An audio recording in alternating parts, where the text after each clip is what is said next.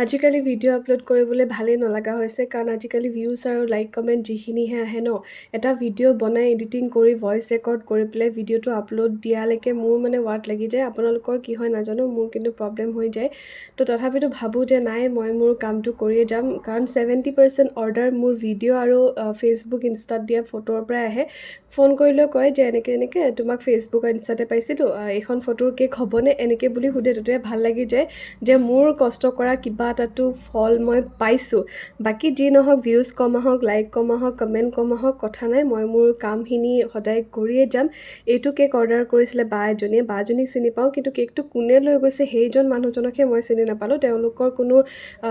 demand নাছিলে মোক নিজৰ ইচ্ছামতে বনাব দিছিলে খালি হাফ কেজিতকৈ অকণমান ডাঙৰ বনাব দিছিলে ছোৱালী এজনী বাৰ্থডে আছে কৈছিলে গতিকে কেকটো কেনেকুৱা লাগিছে কমেণ্ট কৰিব